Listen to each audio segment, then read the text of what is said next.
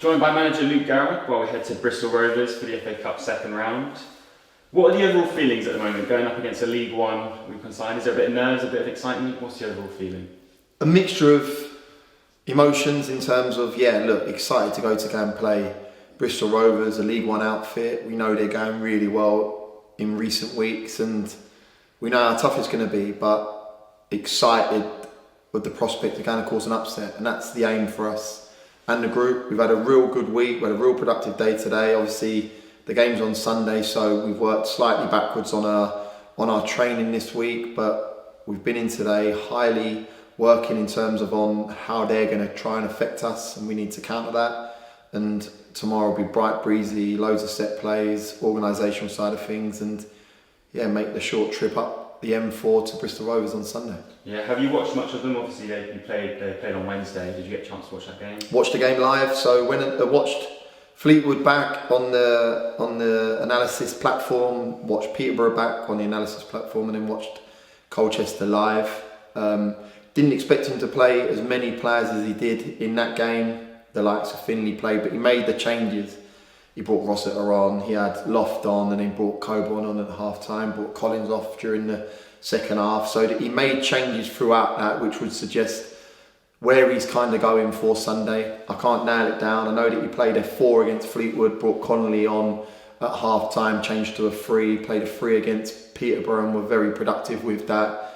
They've got great personnel. They're a fantastic side. He's a fantastic manager. Scott Sinclair playing right wing back. Collins, who the boy that was at Forest Green previously, Newport, and I believe he's got 10 goals in 19 games this season already and 7 assists. So he's very productive. They got very aggressive. They regain the ball, the most in League One in the opposition half.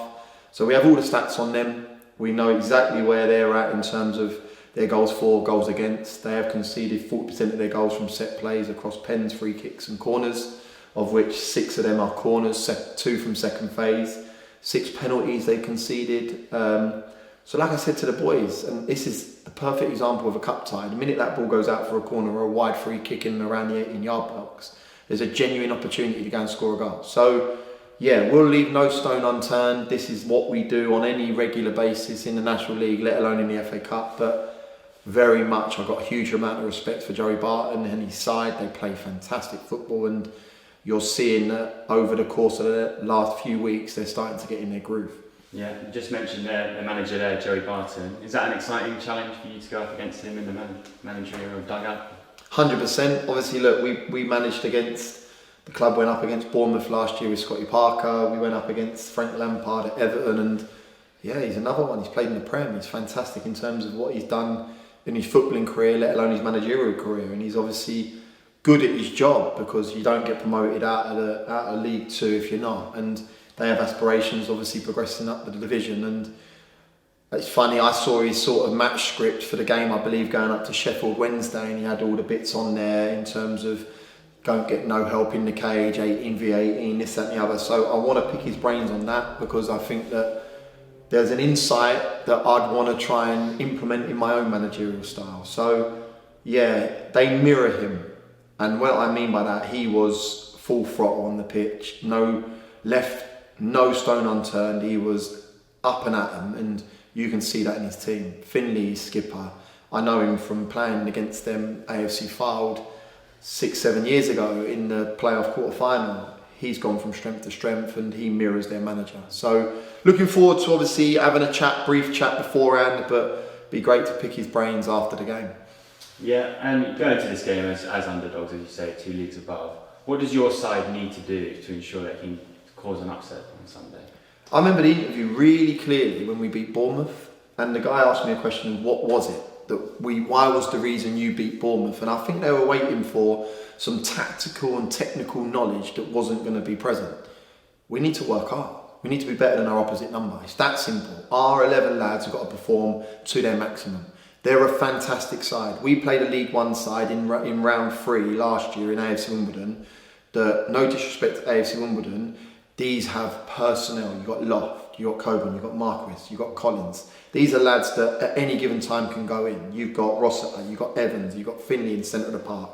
This is a fantastic side. They've got unbelievable strength and depth, and we need to ensure that we play our maximum.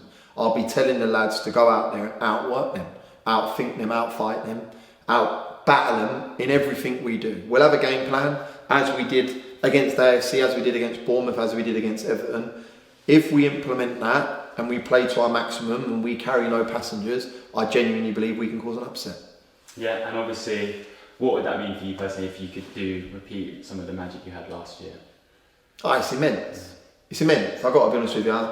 It galvanised the town last year, and I remember it clearly. The 700 that travelled to Barnet, we didn't know what was going to take place after that first game. And then you go and beat Eastleigh, then you beat St Albans, then you're thinking actually we're in the third round. You then beat AFC, you beat Bournemouth, and then the illustrious draw away to Everton.